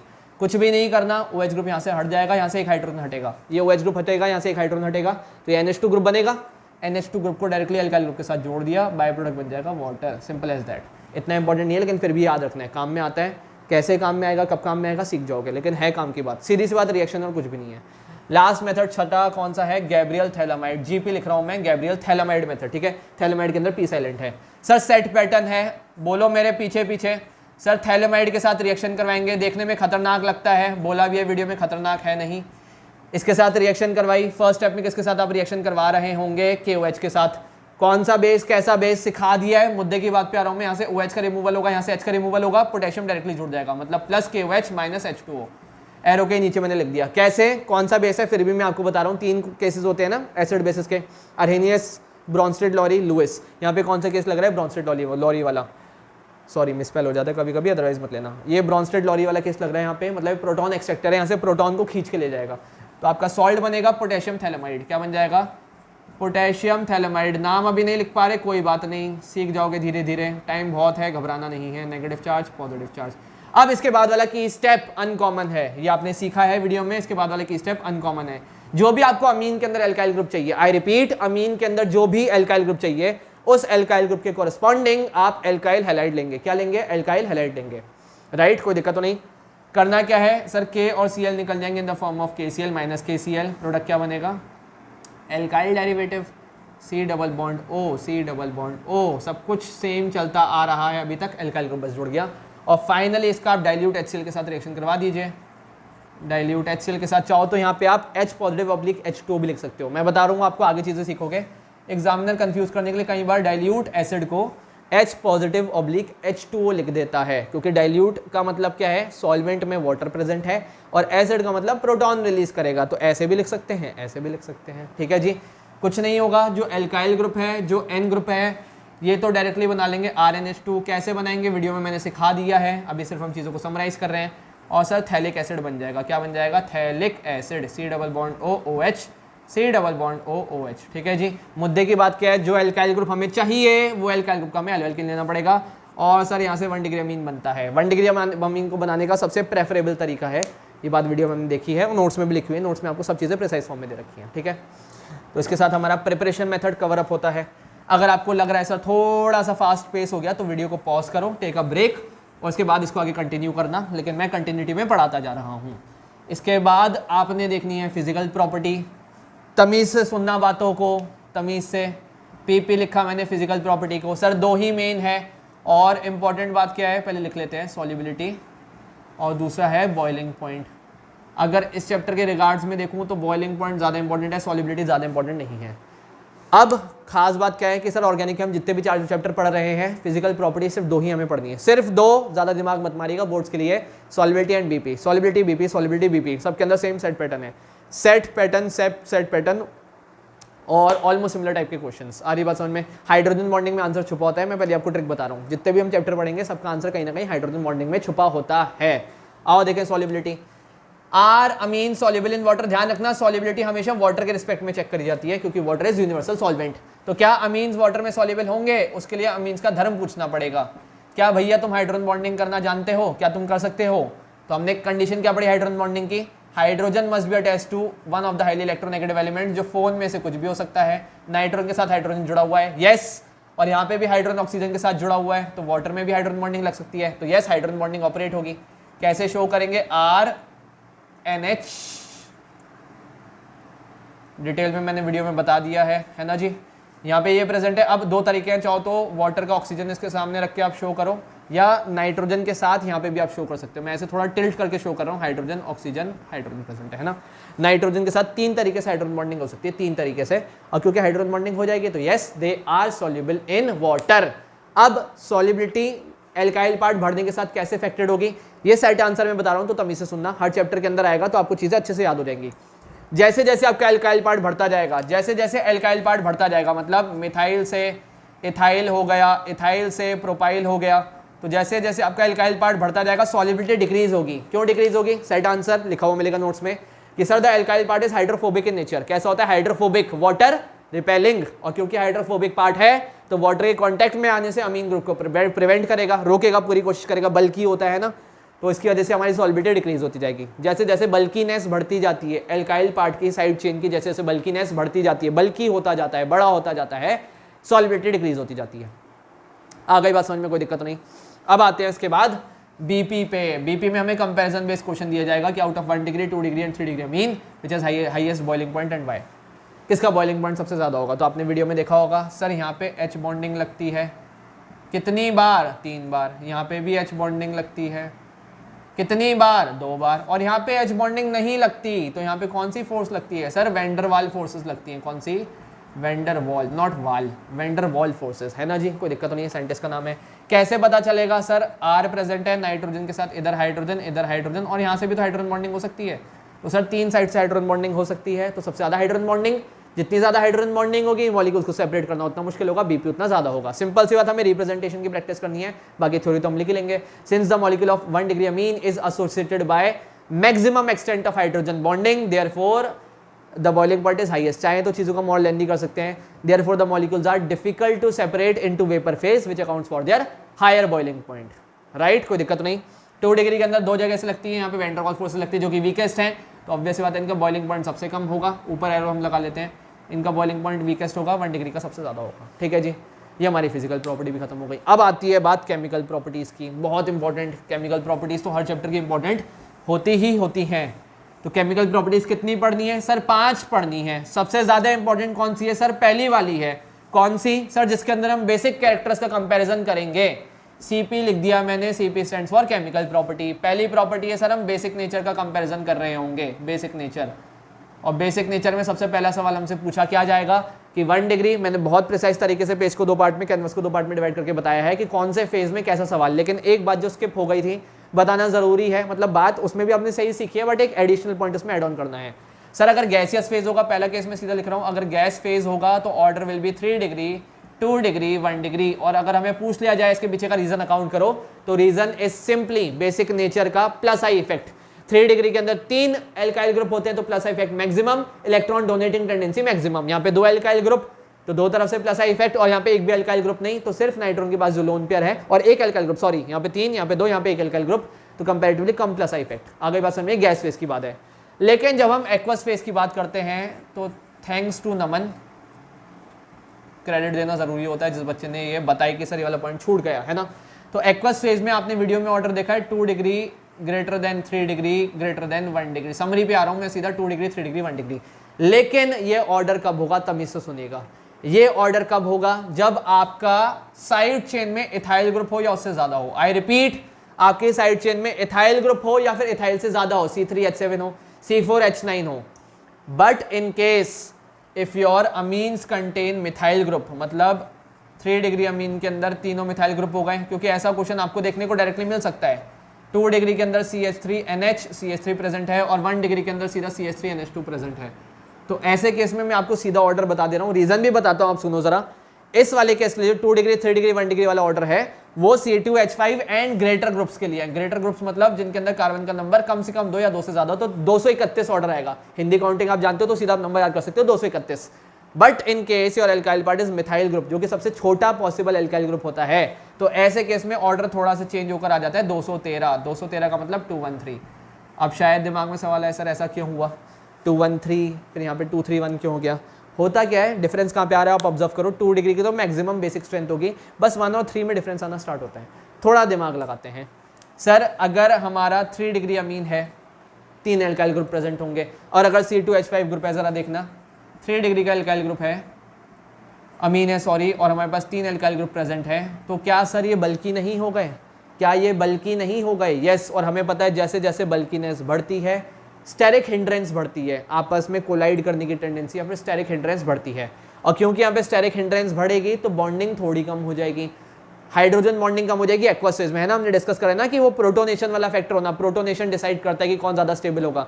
तो यहाँ पे क्योंकि स्टेरिक हिंड्रेंस ज्यादा होगी तो प्रोटोनेशन कंपैरेटिवली कम होगा।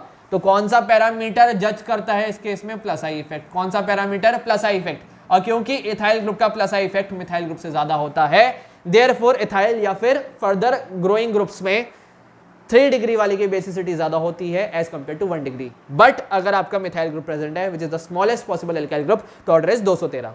सिंपल सी बात पे आते हैं, हमें ट्रिक याद रखने को कि हमें ऑर्डर बेस्ड क्वेश्चन पूछ लेंगे। जनरली बता रहा हूं order based. Reason based question आएगा तो आंसर तो हमें इसके ऊपर नहीं पूछा जाएगा, गारंटी दे रहा हूं। रीजन बेस्ड क्वेश्चन आया तो गैसेस फेज में आएगा, क्योंकि एग्जामिनर भी जानता है इस बात को बच्चा आसानी से एक्सप्लेन नहीं कर पाएगा, और क्वेश्चन कम से कम 5 नंबर में आना चाहिए, जो कि आता नहीं है। तो इसका हमसे रीजन नहीं पूछा जाएगा, हमसे ऑर्डर पूछा जाएगा। तो ऑर्डर तो हम रट सकते हैं, कोई दिक्कत नहीं है सर। 231 और अगर मिथाइल ग्रुप होगा तो 213, सिंपल एज दैट। ठीक है जी, कोई दिक्कत नहीं। इसका रीजन आ सकता है, ध्यान रखना। ठीक है, तो हमारा पहला बेसिक स्ट्रेंथ में पहला पार्ट कवर अप होता है। दूसरा क्वेश्चन हमसे आते हैं रीजन बेस्ड या फिर कुछ ऑर्डर बेस्ड। तो आओ उन चीजों को समराइज कर लें।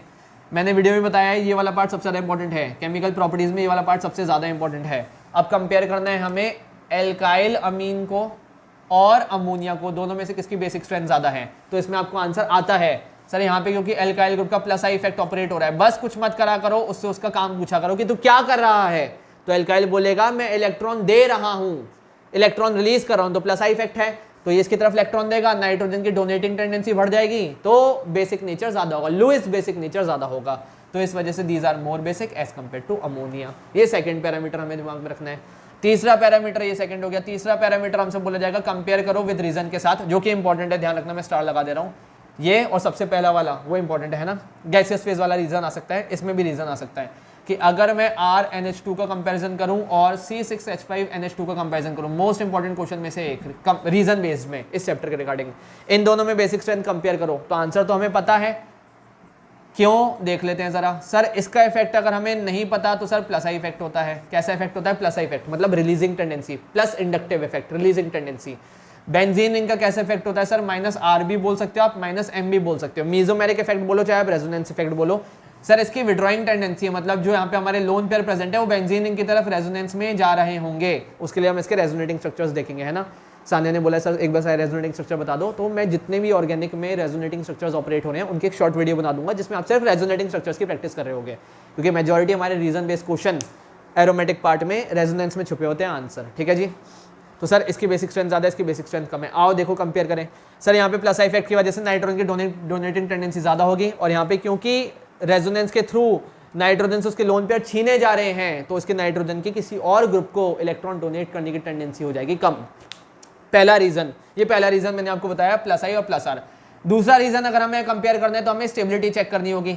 सर RNH2 को जब पानी के साथ में रिएक्ट करवाऊं तो क्या बनता है रिवर्सिबल डायरेक्शन में?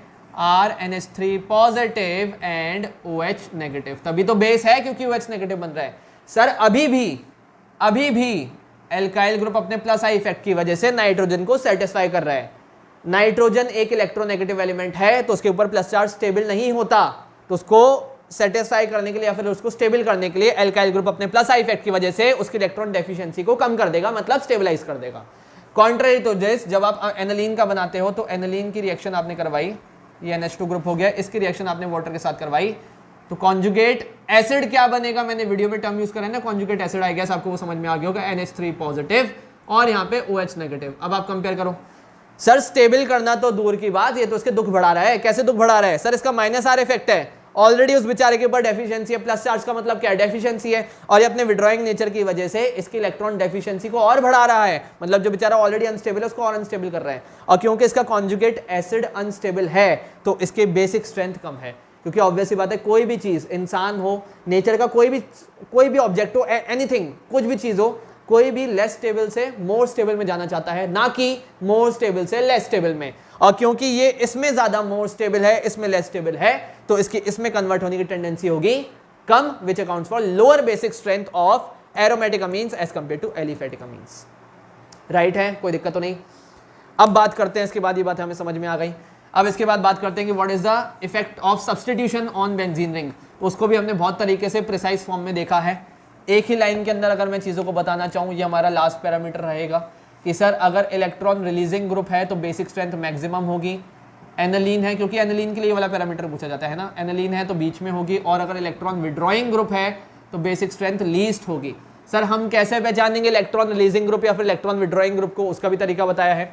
अगर आपका ग्रुप जो डायरेक्टली बेंजीन रिंग के साथ जुड़ा है, फॉर एग्जांपल यहाँ पे तो एनालीन होगा ही होगा, लेट्स से यहाँ पे क्लोरीन जुड़ गया, अब क्लोरीन के पास लोन पेयर है तो ये रिलीजिंग ग्रुप है। ट्रिक बता रहा हूं मैं आपको, सीधा दोबारा सुन लीजिएगा। जिनके पास लोन पेयर है कॉन्जुगेशन में, लोन पेयर है ना, कॉन्जुगेशन दिखानी है तो मैं यहाँ पे आपको बॉन्ड दिखा देता हूँ। लोन पेयर है कॉन्जुगेशन में तो ये पक्का रिलीजिंग ग्रुप होते हैं। तो सर विड्रॉइंग ग्रुप कौन से होते हैं? सर विड्रॉइंग ग्रुप के अंदर पाई बॉन्ड कॉन्जुगेशन में होगा। कैसा ग्रुप कॉन्जुगेशन में होगा? पाई बॉन्ड कम से कम, जैसे C डबल बॉन्ड OH, ये एल्डिहाइड फंक्शनल ग्रुप है, और क्योंकि यहाँ पे इसका पाई बॉन्ड कॉन्जुगेशन में तो ये विड्रॉ करेगा, रिलीज नहीं करेगा, ये विड्रॉ करेगा। तो बस सीधा ट्रिक पे आते हैं, अगर लोन पेयर कॉन्जुगेशन में तो रिलीजिंग ग्रुप, और अगर विड्रॉइंग ग्रुप कॉन्जुगेशन में तो विड्रॉइंग ग्रुप। आगे बात समझ में, पाई बॉन्ड कॉन्जुगेशन में तो विड्रॉइंग ग्रुप। सर ये रिलीजिंग ग्रुप है तो ये बेंजीन को इलेक्ट्रॉन डेंसिटी देगा, बदले में बेंजीन NH2 ग्रुप से इलेक्ट्रॉन डेंसिटी को विड्रॉ ज्यादा नहीं करेगा, थोड़ी सी करेगा, ज्यादा नहीं करेगा। इसके केस में NH2 ग्रुप से इलेक्ट्रॉन डेंसिटी इसके कंपैरिजन में ज्यादा खींची जा रही है। पहले तो बेंजीन खींच रहा था, लेकिन बेंजीन से एल्डिहाइड ग्रुप ज्यादा खींच रहा है, तो बदले में बेंजीन रिंग किससे ज्यादा खींचेगी? NH2 ग्रुप से। और क्योंकि जितना ज्यादा इससे इलेक्ट्रॉन डेंसिटी छीन ली जाएगी तो इसकी डोनेट करने की टेंडेंसी कम हो जाएगी। तो सिंपल सी बात, रिलीजिंग ग्रुप की बेसिक स्ट्रेंथ सबसे ज्यादा, अमीन्स की उससे कम, विड्रॉइंग ग्रुप की सबसे कम। लेकिन एक कीवर्ड लास्ट में ऐड कर दिया था कि सर ऑर्थो इफेक्ट लगता है। कौन सा effect? Ortho effect. Irrespective of the nature of group, irrespective, कोई भी हो, रिलीजिंग हो चाहे विड्रॉइंग ग्रुप हो, अगर वो, लेट्स मैं ग्रुप को Z मान रहा हूँ, सर रिलीजिंग हो चाहे विड्रॉइंग ग्रुप हो, अगर वो ऑर्थो पोजीशन पे है फंक्शनल ग्रुप के रिस्पेक्ट में, एग्जामिनर फंसा सकता है कि NH2 ग्रुप को यहां लगा दे तो ऑर्थो पोजीशन ये हो जाएगी। सर फंक्शनल ग्रुप के रिस्पेक्ट में ऑर्थो पोजीशन पर अगर कोई भी ग्रुप है तो उसकी बेसिक स्ट्रेंथ लीस्ट होगी। क्यों, वो वीडियो में बता दिया है। सिंपल सी बात, हमें तो ऑर्डर याद रखना है, हमें सीधा ऑर्डर पूछा जाएगा। ठीक है, कोई दिक्कत नहीं। एक पॉइंट वीडियो में स्किप हो गया, उसको मैं यहाँ पे ऐड कर रहा हूँ। हमने 11th स्टैंडर्ड इक्विलिब्रियम में सीखा है, क्या सीखा है कि सर बेसिक स्ट्रेंथ को किस बेसिस पे जज करते हैं। उसके लिए एक पैरामीटर होता है जिसको हम लोग बोलते हैं KB, इक्विलिब्रियम कांस्टेंट। एक मैं इक्वेशन बना रहा हूँ, जरा एक इक्वेशन में बना दे रहा हूँ। लेट से मेरा अमीन है RNH2, इसकी रिएक्शन मैंने वाटर के साथ करवाई, तो क्या बनेगा RNH3 पॉजिटिव और OH नेगेटिव, यस और नो। इसके लिए अगर मैं इक्विलिब्रियम कांस्टेंट KB लिखूं तो क्या लिखा जाएगा सर, पहले प्रोडक्ट को लिखा जाता है और उसका रेशियो रिएक्टेंट के साथ बना दिया जाता है RNH3 पॉजिटिव, स्क्वायर ब्रैकेट में, ध्यान रखना स्क्वायर ब्रैकेट, क्योंकि स्क्वायर ब्रैकेट कॉन्सेंट्रेशन को रिप्रेजेंट करता है कि आपने कॉन्सेंट्रेशन पैरामीटर लिया है। और नीचे सिर्फ RNH2 आएगा। वाटर क्यों नहीं आएगा, इसका जवाब अभी आप ना समझो तो ज्यादा बेहतर है। अगर आपको आता है बहुत अच्छी बात, नहीं आता बाहर में जाए तो वाटर नहीं लिखा जाता। इक्विलिब्रियम कांस्टेंट में जब KB लिखते हैं तो वाटर नहीं लिखा जाता। तो ये हमारा इक्विलिब्रियम कांस्टेंट बन गया। अब थोड़ा दिमाग का इस्तेमाल करते हैं। जितने ज़्यादा OH नेगेटिव रेडिकल बनेंगे, ये तो हमें 10th क्लास से पता है, बच्चों वाली बात है, जितने ज़्यादा OH नेगेटिव रेडिकल बनेंगे मतलब बेसिक स्ट्रेंथ उतनी ज़्यादा है। तो सोच के बोलो, जितने ज़्यादा OH नेगेटिव ग्रुप बनेंगे KB की वैल्यू उतनी ज़्यादा बड़ी होगी या फिर उतनी कम होगी। ऑब्वियस सी बात है, ये पैरामीटर है तो बेसिक मैथ्स है। न्यूमरेटर ज़्यादा होगा तो सर हमारी जो ओवरऑल वैल्यू है वो इंक्रीज करती जाएगी। तो higher is the value of KB, ध्यान रखना बेसिक स्ट्रेंथ, मैं BS लिख रहा हूँ सीधा, basic strength is directly proportional to value of KB। Examiner कैसे फंसाएगा, 2-3 कंपाउंड का KB की वैल्यू दे देगा और बोलेगा arrange the following compounds in increasing order of their basic strength. Simple सी बात, KB जितना ज़्यादा होगा बेसिक स्ट्रेंथ उतनी ज़्यादा होगी। पहली बात जो हमने सीखी। दूसरी बात, सर pH पढ़ा जाता है, pH पढ़ाया जाता था 10th स्टैंडर्ड से 11th स्टैंडर्ड में भी। तो pH का मतलब क्या होता है, अगर मैं pH का फॉर्मूला लिखूँ, pH is equals to negative log of hydronium ion concentration. Yes, कोई दिक्कत तो नहीं, हाइड्रोनियम आयन का नेगेटिव लॉग ले लो तो वो pH कहलाता है। अब एक बात जो मैंने अपने 11th के बच्चों को सिखाई थी, शायद आपने भी सीखी हो, कि P वर्ड जिसके भी आगे लग जाए उसका आप नेगेटिव लॉग ले लो। सीधी सी ट्रिक होती है, P word small p letter जिसके भी आगे लग जाए आप उसका नेगेटिव लॉग ले लो। तो अगर मैं PKB लिख दूं तो मुझे किसका नेगेटिव लॉग लेना है sir, minus log of KB, मतलब KB जो हमने इक्विलिब्रियम कांस्टेंट लिया है उसका नेगेटिव लॉग ले लो। और ऑब्वियस सी बात है कि PKB इसके नेगेटिव लॉग के बराबर है। तो अगर मैं रिलेट करना चाहूँ तो इसमें एक टर्म में और ऐड कर देता हूँ कि सर बेसिक स्ट्रेंथ KB के तो डायरेक्टली प्रोपोर्शनल होगी बट PKB के इनवर्सली प्रोपोर्शनल होगी। यही तो तरीका है जैसे एग्जामिनर फंसाएगा। सर जेई में भी हमें ऐसे फंसाया जाता है, मेन के लेवल में ऐसे ही फंसाया जाता है। कुछ नहीं होता, बेसिक स्ट्रेंथ हमें आती है, सर हमने सीख लिया, हमें समझ में आ गया है। तो एग्जामिनर कहाँ फंसाए, KB का डेटा दे देगा या PKB का दे देगा। जिस तरीके से pH जितनी कम होती है एसिडिक स्ट्रेंथ उतनी ज्यादा होती है, वाइस वर्सा वाली कंडीशन आ गई ना। सेम इज हियर, PKB जितनी ज्यादा होती है बेसिक स्ट्रेंथ कम होती है, या फिर रिवर्स, बेसिक स्ट्रेंथ जितनी ज्यादा होगी PKB उतना कम होगा। P मतलब इनवर्स, सिंपल एज दैट। क्या हमें पूरी बेसिक स्ट्रेंथ आ गई समझ में? यस सर, कमेंट सेक्शन में बोलो यस सर, आ गया समझ में। तो हमारी मेजर सबसे ज्यादा इंपॉर्टेंट केमिकल प्रॉपर्टी खत्म होती है। अब इसके बाद जो दो केमिकल प्रॉपर्टी हैं उनको मैं पैरेलल में लेके चल रहा हूं क्योंकि दोनों में सेम ही काम करना है। वीडियो में आपको सिखा दिया गया है डिटेल में। सर सेकंड प्रॉपर्टी है रिएक्शन विद RCl और थर्ड प्रॉपर्टी है, इसको बोलते हैं एल्काइलेशन। क्या बोलते हैं इसको? आप इसको हॉफमैन अमोनोलिसिस बोलो, एक काम करो सीधा आप इसको कैसे भी बोल दो, एल्काइलेशन भी RCl के साथ रिएक्शन देख रहे हैं, चीज़ों को कॉम्प्लिकेट नहीं करते सर। RCOCl के साथ रिएक्शन या फिर RCO का होल ट्वाइस O के साथ रिएक्शन। इन कंपाउंड को क्या बोलते हैं ये भी सीख लो। इन कंपाउंड को क्या बोलते हैं क्योंकि बार बार आता रहेगा सर ये अगर यहाँ पे Cl ग्रुप नहीं होता तो this would have been RCOH, इसको हटाकर डबल बॉन्ड O लिख देते हैं और चीज़ें क्लियर होंगी। सर अगर यहाँ पे क्लोरीन नहीं होता तो OH ग्रुप होता तो ये एसिड, तो एसिड का वो रिश्तेदार जिसमें से OH हटकर क्लोरीन आ गया उसको क्या बोलते हैं? Acid halide. क्या बोलते हैं? Acid halide. ठीक है जी, कोई दिक्कत तो नहीं है। और जब एसिड हैलाइड के साथ रिएक्शन होती है उसको बोलते हैं एसिटाइलेशन। एसिटाइलेशन ये आपने वीडियो में सीख लिया होगा। यहाँ पे भी एसिटाइलेशन होती है अगर यहाँ पे alkyl group is CH3। Acid word आप ऑब्जर्व करोगे पूरी ऑर्गेनिक केमिस्ट्री में, जहाँ पे CH3 CH2 ग्रुप आता है, चाहे वो ये तो इथाइल ग्रुप हो गया, इसको आप इथाइल अल्कोहल बोलोगे। एसिटिक एसिड क्या होता है? CH3COH। मतलब दो कार्बन के लिए जनरली हम लोग क्या वर्ड यूज करते हैं? एसिड। एसिटिक एसिड का derivative is known as acid word. तो एसिटाइलेशन करवाना मतलब CH3COCl के साथ रिएक्शन करवाना। ठीक है जी, आओ देख लेते हैं, दोनों में ऑलमोस्ट सेम काम है। थर्ड प्रॉपर्टी में लेट से मेरा अमीन है। ध्यान रखना एक ट्रिक कि जब आप अपने फंक्शनल ग्रुप से रिएक्शन करवाते हो, अगर आपका फंक्शनल ग्रुप रिएक्टेंट साइड पे है तो मतलब ये केमिकल प्रॉपर्टीज में फॉल कर रहा है। बाद में बताऊंगा, चलो अभी आप कंफ्यूज होगे शायद।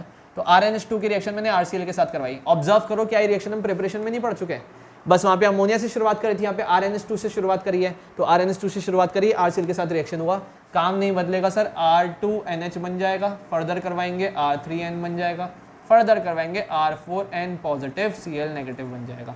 यही हमने प्रिपरेशन में भी सीखा है, यही प्रॉपर्टी हमारी किस में आ गई, केमिकल में। बस फर्क क्या है सर, यहाँ पे रिएक्शन की शुरुआत ही 1 डिग्री से हो रही है, तो next product 2 degree, 3 degree, 4 degree. जब प्रिपरेशन हम करते हैं तो प्रिपरेशन में हम शुरुआत RnH2 से नहीं करते, क्योंकि हमारा मोटिव होता है RnH2 को बनाना, राइट। कोई दिक्कत तो नहीं। अब आते हैं इसके अंदर, इसकी GR बहुत सिंपल है सर, मैंने RnH2 का रिएक्शन करवाया RCOCl के साथ। मैंने आपको बोला था अभी चीज़ें आसान लगेंगी, लेकिन जब सामने क्वेश्चन आता है बिल्कुल ब्लैंक हो जाते हैं। धर्म पूछा करो उससे उसके कंपाउंड का, ऑफेंड मत होना, मेरा किसी वैसे मतलब नहीं है, मैं ऑर्गेनिक कंपाउंड्स के धर्म की बात कर रहा हूँ। यहाँ पे हमारा कंपाउंड क्या है sir, amine, which are basic in nature. Acid halide मतलब एसिड के रिश्तेदार, एसिड इन नेचर। तो एसिड बेस आपस में रिएक्ट करके क्या बनाते हैं, सॉल्ट बनाते हैं। बाय प्रोडक्ट में हमेशा वाटर नहीं बनता। करना क्या है सर, यहाँ से एक H का लॉस होगा, यहाँ से Cl का लॉस होगा, product form will be amide. ये ग्रुप मैंने पहले लिखा, देखना जरा, ये ग्रुप पहले लिखा RCO, यहाँ से वैलेंसी फ्री हुई तो जोड़ दिया NHR, ये क्या बन गया सर, हमारा अमाइड बन गया। बाय प्रोडक्ट यहाँ से हाइड्रोजन हटाता, Cl हटाता, तो बाय प्रोडक्ट बन गया HCl। सेम काम हमारा एसिड एनहाइड्राइड के साथ भी होता है, उसको भी मैं आपको लिखने का तरीका बता देता हूँ। RnH2 प्रेजेंट है, एसिड हैलाइड को जब खोल के लिखते हैं, एक्सपेंड करके लिखते हैं, तो how do you right it, RC double bond OORCO। जब हम aldehyde ketone carboxylic acid chapter पढ़ेंगे तब मैं आपको बताऊंगा कि इसको एसिड एनहाइड्राइड क्यों बोलते हैं। जिन बच्चों को आते हैं कमेंट सेक्शन में बताओ सर मुझे बताए why the name acid anhydride, बताओ, सीखोगे, बोलोगे तभी सीखोगे। एसिड एनहाइड्राइड करना कुछ नहीं है, वही काम है सर। यहाँ से हाइड्रोजन का लॉस होगा, तमीज से सीखेगा, यहाँ से हाइड्रोजन का लॉस होगा, यहाँ से पूरे इस ग्रुप का लॉस होगा, पूरे इस ग्रुप का सिमेट्रिकल दिया जाएगा आपको, बेफिक्र रहिए। हो सकता है आपके दिमाग में सर एल्काइल ग्रुप दोनों अलग हो तो क्या होगा, बोर्ड में टिपिकल क्वेश्चन नहीं आएगा। RCOO ग्रुप को हटाओ तो RCOO और H मिलकर बाय प्रोडक्ट बना लेंगे। बाय प्रोडक्ट में पहले लिख रहा हूँ RCOH, एसिड बन गया, बचा क्या RNH ग्रुप और RCO ऊपर वाला प्रोडक्ट। ऊपर वाले प्रोडक्ट का मतलब RCONH2, ठीक है भैया, कोई दिक्कत तो नहीं। तो इसी के साथ हमारी दूसरी और तीसरी केमिकल प्रॉपर्टी कवर अप होती हैं। चौथी पांचवी केमिकल प्रॉपर्टी में, चौथी अगेन इंपॉर्टेंट है, मैंने कुछ इंपॉर्टेंट क्वेश्चन पूरी वीडियो में बताए हैं बार बार, है ना, कौन से। तो अब इसके बाद जो मैं बताने जा रहा हूँ ये बहुत इंपॉर्टेंट है, क्योंकि डिस्टिंग्विशिंग टेस्ट में भी हम पढ़ते हैं, जिसका काम नाम है कार्बेलामीन टेस्ट या फिर आइसोसाइनाइड टेस्ट। दो नाम से जानते हैं, carbylamine test also known as isocyanide test, ठीक है जी। खास बात क्या है, only shown by 1 degree amine. ये वाला टेस्ट सिर्फ 1 डिग्री अमीन शो करते हैं, तभी तो हमने इसको डिस्टिंग्विशिंग टेस्ट की कैटेगरी में भी डाला है ना। करना क्या है, सिंपल सी रिएक्शन सर, कोई भी 1 डिग्री अमीन हो, इट कुड बी एलिफेटिक और इट कुड बी एरोमेटिक, दोनों में से कोई सा भी अमीन हो, बस 1 डिग्री होना चाहिए, इतनी बात काफ़ी है। इसकी रिएक्शन अगर आप क्लोरोफॉर्म के साथ करवा देंगे CHCl3 के साथ इन प्रेजेंस ऑफ KOH, तो ऐसा करवाने पर कुछ नहीं करना, NH2 ग्रुप को सिर्फ आइसोसाइनाइड ग्रुप में कन्वर्ट कर दो, RNC रेंसी में कन्वर्ट कर दीजिए, ये बन गया फैंसी। PH भी लिख सकता था मैं इसकी जगह, तभी हम क्या बोलते हैं, फैंसी, रेंसी या फैंसी। बाय प्रोडक्ट में क्या बनते हैं सर, बाय प्रोडक्ट में KCl बन जाएगा और वाटर बन जाएगा, ठीक है जी, कोई दिक्कत तो नहीं। हमें मेन प्रोडक्ट ध्यान रखना है, क्योंकि हमें डायरेक्टली XY के फॉर्म में इन मेन प्रोडक्ट का नाम पूछ लिया जाता है।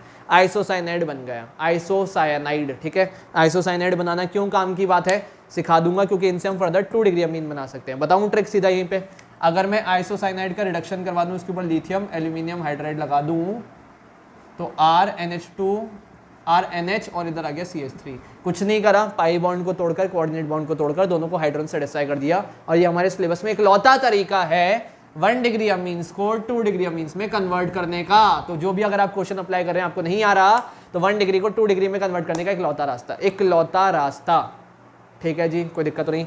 ये प्रेजेंट है, ये बन गया, अब यहाँ पे आपका मिथाइल ग्रुप है, तो ये किसमें कन्वर्ट हो जाएगा, CH3 ग्रुप आ जाएगा अगर आप रिडक्शन करवा देंगे, ठीक है जी। बहुत इंपॉर्टेंट रिएक्शन, बहुत ज़्यादा।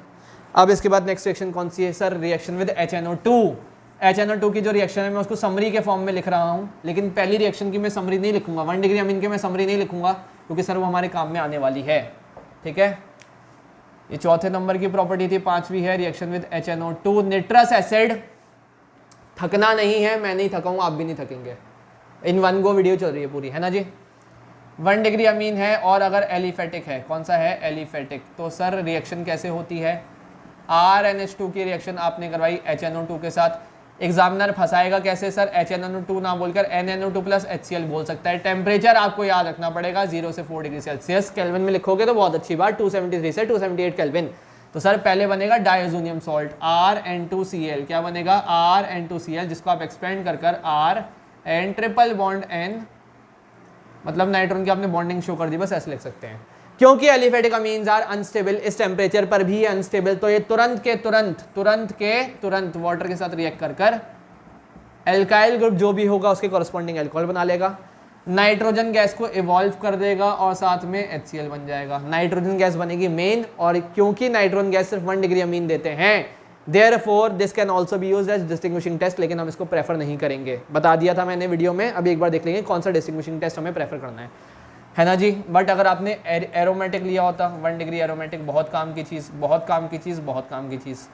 सर एरोमेटिक 1 डिग्री अमीन कौन सा होता है, एनालीन की रिएक्शन आपने HNO2 के साथ करवा दी, टेम्परेचर आप 0 से 4 डिग्री सेल्सियस ले रहे हो, तो सर रिएक्शन का नाम है डायएजोटाइजेशन। क्या नाम है, डायएजोटाइजेशन।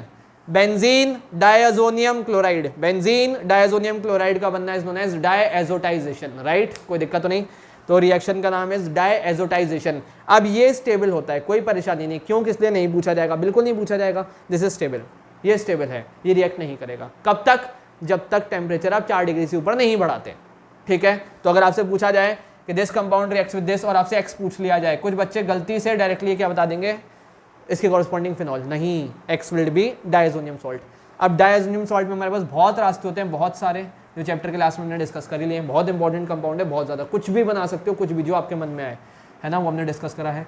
लेकिन अगर आप इसके रिएक्शन अगेन वाटर के साथ करवाएंगे और temperature must be greater than 278 kelvin, 278 से ज़्यादा, तो main product form will be phenol. Alcohol के कॉरस्पॉन्डिंग यहाँ पे क्या बन जाएगा, फिनॉल, नाइट्रोजन गैस, और साथ में क्या बनेगा, HCl, ठीक है भैया।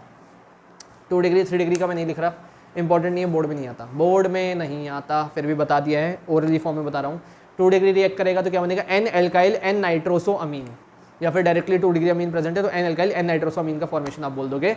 जो लिबरमैन नाइट्रोसो टेस्ट देता है, लिबरमैन नाइट्रोसो टेस्ट की आपको क्या ट्रिक बताइए, GBR, गब्बर, कि सर अगर जो N नाइट्रोसो अमीन बना है, जो कि येलो कलर का लिक्विड होता है, येलो कलर का ऑयली लिक्विड होता है, इसके अंदर अगर आप फिनॉल और साथ में H2SO4 का कॉम्बिनेशन डालोगे तो कलर ग्रीन हो जाएगा, फिर NaOH डाल दोगे इसी बीकर के अंदर तो कलर ब्लू हो जाएगा, और इसका आप डाइल्यूशन कर दोगे तो कलर रेड हो जाएगा। ये बात आपको जेईई और नीट में काम में आएगी, गब्बर वाली ट्रिक में पहले ग्रीन आता है, फिर ब्लू आता है, फिर रेड आता है, और क्या डालने पर, पहले फिनॉल H2SO4 का कॉम्बिनेशन, फिर NaOH डालना होता है और लास्ट में डाइल्यूशन करना होता है, राइट। 3 डिग्री के अंदर क्या बनता है, सॉल्ट बनता है, नाइट्राइट सॉल्ट बनता है, और नाइट्राइट सॉल्ट को आप हीट कर दो तो जो 2 डिग्री का पहला प्रोडक्ट है, that is N alkyl N nitroso alkanamine, वो ही बन जाएगा, ठीक है। इसकी जरूरत हमें पड़ती है तो ये मैंने लिख दिया, उनकी जरूरत हमें कन्वर्जन में नहीं पड़ती जेन्युइनली, तो वो मैं ओरली बता दिया आपको, ठीक है जी, कोई दिक्कत नहीं। Finally last reaction, last chemical property जो कि बहुत काम की है, जिसको आप कौन सा टेस्ट बोलते हैं, हीन्सबर्ग टेस्ट। कौन सा टेस्ट, हीन्सबर्ग टेस्ट। हीन्सबर्ग टेस्ट का मतलब हीन्सबर्ग रिएजेंट के साथ रिएक्शन। तो पहले तो सर ये समझना पड़ेगा, HB टेस्ट लिख रहा हूं मैं, हीन्सबर्ग टेस्ट, कि सर ये हीन्सबर्ग रिएजेंट है क्या, तो हीन्सबर्ग रिएजेंट का नाम होता है benzene sulfonyl chloride, benzene sulfonyl SO2Cl chloride, this is known as Hinsberg reagent, ठीक है जी, कोई दिक्कत नहीं। तीनों केसेस मैंने आपको बताए हैं, मैं आपको सीधा क्या नाम है रिप्रेजेंटेशन से बता रहा हूँ। लेट से आपने 1 डिग्री अमीन का बीकर लिया, ये 2 डिग्री अमीन का बीकर लिया, ये 3 डिग्री अमीन का बीकर लिया, दोनों के अंदर आपने हीन्सबर्ग रिएजेंट डाला, तीनों ही केसेस में, प्लस KOH आप वेरी बिगनिंग से डालते हुए चल रहे हैं, वेरी बिगनिंग से आप हीन्सबर्ग रिएजेंट और KOH डालते चल रहे हैं। पहला स्टेप क्या होता है, आपने वीडियो देखी हो, लिखना है इसको, तो जरूर लिख लिख के प्रैक्टिस करना। आपने पहले स्टेप में देखा होगा कि लूज करने के लिए यहाँ पे क्लोरीन, और एक केस में बताता हुआ चल रहा हूँ साथ में, RNH2 के साथ रिएक्शन होगी, तो यहाँ से H हटेगा, यहाँ से Cl हटेगा, product form will be this, SO2 directly लिख सकते हैं, और NHR ग्रुप जुड़ गया, और इस R को मैं ऊपर की तरफ लिख रहा हूँ अगेन आपकी सहूलियत के लिए, आपको समझाने के लिए, क्योंकि बीकर में आपने स्टार्टिंग से QH डाला है, और ये वही काम करेगा जो इसने गैब्रियल थैलामाइड में करा था। सर ये प्रोटॉन एक्सट्रैक्ट कर लेगा, मतलब KOH इसके साथ रिएक्ट करेगा और -H2 हो जाएगा, सॉल्ट हमारा बन जाएगा पोटेशियम सॉल्ट, ठीक है। सेम काम सर हमने गैब्रियल थैलामाइड में भी करा है। अब ये जो बना है कंपाउंड 1 डिग्री के केस में दिस इज सॉल्युबल। समरी दोबारा लिख दूंगा अभी बोर्ड पे, ये सॉल्युबल है। इसके बीकर के अंदर जब आप HCl डालते हैं, HCl डालने पर तो कंपाउंड कैसा हो जाता है, इनसॉल्युबल। पहले सॉल्युबल उसके बाद इनसॉल्युबल, पहले स्टेप में सॉल्युबल प्रोडक्ट उसके बाद इनसॉल्युबल प्रोडक्ट। ठीक है जी, कोई दिक्कत नहीं है। अब 2 डिग्री के केस में भी पहले स्टेप में यहाँ तक तो रिएक्शन हो जाएगी, लेकिन क्योंकि उसके पास यहाँ पे हाइड्रोजन प्रेजेंट नहीं होगा, मैं यहीं पे बता रहा हूँ, उसके पास यहाँ पे हाइड्रोजन नहीं होगा, उसके पास यहाँ पे एल्काइल ग्रुप होगा, तो KOH के साथ रिएक्ट नहीं कर पाएगा, और KOH के साथ रिएक्ट नहीं कर पाएगा तो सर यहीं से हमारा प्रोडक्ट क्या हो जाएगा, इनसॉल्युबल। यहीं से हमारा प्रोडक्ट क्या हो जाएगा, इनसॉल्युबल। और HCl डालने पर भी कोई फर्क नहीं पड़ेगा, तो इनसॉल्युबिलिटी मेंटेन्स इटसेल्फ। राइट है, कोई दिक्कत नहीं। 3 डिग्री के केस में सर पहले स्टेप से ही रिएक्ट नहीं करेगा, क्यों? क्योंकि सर पहले स्टेप से रिएक्ट करने के लिए कम से कम एक हाइड्रोजन तो होना चाहिए। 3 डिग्री में तो यहाँ पे वो भी नहीं होगा, तो आपका पहला प्रोडक्ट जो बनेगा ही नहीं, मतलब पहला स्टेप कैसा हो जाएगा, इनसॉल्युबल, है ना। मैं समरी लिख दे रहा हूं सीधा। 1 डिग्री, 2 डिग्री, 3 डिग्री, हेन्सबर्ग और साथ में KOH, हेन्सबर्ग साथ में KOH, हेन्सबर्ग साथ में KOH। पहले केस में कैसा होगा सर, सॉल्युबल, लेकिन HCl डालने पर इनसॉल्युबल। ठीक है, इसमें पहले ही स्टेप में कैसा होगा, इनसॉल्युबल। ऑल्दो हमने रिएक्शन के टाइम पर इस रिएक्शन को 2 स्टेप में क्या नाम है, स्प्लिट अप करके लिखा हुआ है, और HCl डालने पर भी इनसॉल्युबिलिटी मेंटेन्स इटसेल्फ। 3 डिग्री के केस में सर पहले में तो होगा इनसॉल्युबल क्योंकि रिएक्ट नहीं करा, बट क्योंकि वो रिएक्ट नहीं करा पहले स्टेप में, 3 डिग्री अमीन पहले स्टेप में रिएक्ट नहीं करा, तो HCl के साथ रिएक्ट कर सॉल्युबल या फिर क्लियर सॉल्यूशन बना लेगा। कैसा solution, clear solution. So this is the summary of Hinsberg test. सबसे इंपॉर्टेंट टेस्ट, सबसे इंपॉर्टेंट टेस्ट। ठीक है, कोई दिक्कत नहीं। अब मैं इस वीडियो में डायजोनियम को इंक्लूड नहीं कर रहा, चीज़ें थोड़ी लेंदी हो जाएंगी, आपको लगेगा कि फिर फायदा ही क्या हुआ, ये शॉर्ट वीडियो तो रही नहीं। तो डायजोनियम तो आप डायरेक्टली उसी से पढ़ लेना। मैं सीधा आपको लाता हूँ समरी में कि अगर आपको डिस्टिंग्विशिंग टेस्ट लगाना है तो आप 2 लगाएंगे। मैं सीधा ट्रिक पे ला रहा हूँ, डिस्टिंग्विशिंग टेस्ट आपको लगाना है, डिस्टिंग्विश करने को बोलेगा तो आपको 2 केसेस करने हैं, सिर्फ 2 केसेस। पहला केस कौन सा है, अगर एक तरफ 1 डिग्री अमीन हो और दूसरी तरफ 2 डिग्री हो चाहे 3 डिग्री हो, आप कौन सा टेस्ट लगाएंगे, कार्बिलामीन, क्योंकि कार्बिलामीन टेस्ट सिर्फ कौन शो करेंगे, 1 डिग्री, है ना। मतलब 1 डिग्री की आप रिएक्शन पूरी लिख देंगे, रिएक्शन लिखनी होती है, ध्यान रखना रिएक्शन पूरी लिखनी होती है। 2 डिग्री जो भी आपका अमीन होगा आप उसके रिएक्टेंट लिखेंगे, लेकिन प्रोडक्ट साइड पे क्या आ जाएगा, नो रिएक्शन, एरो की दूसरी तरफ क्या आ जाएगा, no reaction. This is the distinguishing test. But अगर आपको बोला जाए कि 1 डिग्री और या फिर आपको एक तरफ 2 डिग्री दे दे और बोले 3 डिग्री से करो, या फिर आपको तीनों को कंपेयर करने को बोल दे कि 1 डिग्री, 2 डिग्री, 3 डिग्री को कंपेयर करने के लिए आप कौन सा टेस्ट लगाओगे, तो बेस्ट है आप हिंसबर्ग टेस्ट बोल दो। कौन सा टेस्ट, हिंसबर्ग टेस्ट। उसके आप इक्वेशन लिख सकते हो। आ रही बात समझ में। निट्रस एसिड वाली थोड़ी लेंदी हो जाती है, आपको वो याद हो सकती है, वो भी कर लो, बट प्रेफरेबल है आप हिंसबर्ग पे स्टिक करो। आ गई बात समझ में। So this was the basic summary. मानता हूँ थोड़ी लेंदी हो गई, बट जब भी आप रिवाइज करोगे आप इसको फॉलोअप करना। धीरे धीरे चीज़ें अभी खत्म नहीं हुई है, क्योंकि अभी आपने जब ऐसे कर लिया, अभी भी हमारे पास बहुत टाइम होगा ऑर्गेनिक कवरअप करने का, तो हमारे पास बहुत टाइम बचेगा। बोर्ड्स के टाइम पर भी अभी की मेहनत, बोर्ड्स की जो 3 दिन की छुट्टी है उसमें बहुत काम में आएगी। जब हम रिवाइज करेंगे पूरी ऑर्गेनिक, हमें डिटेल वीडियो नहीं पढ़नी, हमें शॉर्ट वीडियो देखनी है, हमें समरी वीडियो देखनी है। आ रही है बात समझ में, कोई दिक्कत तो नहीं, तो इसको करो। अब इसके बाद वीकेंड पे अभी आप सिर्फ पढ़ो, आपको एक्सरसाइज लगाने का मैं तरीका बताऊंगा कैसे लगाना है, इसको आप कवर अप करो। उसके बाद हम एक्सरसाइज लगाएंगे और इंपॉर्टेंट क्वेश्चन मैं आपको नोट डाउन करके दे दूंगा कौन कौन से इंपॉर्टेंट क्वेश्चन हैं। वैसे ऑल्दो मैंने मेजर आपको बताई दी है। ठीक है जी, कोई दिक्कत तो नहीं, तो पढ़ते रहो। All the best.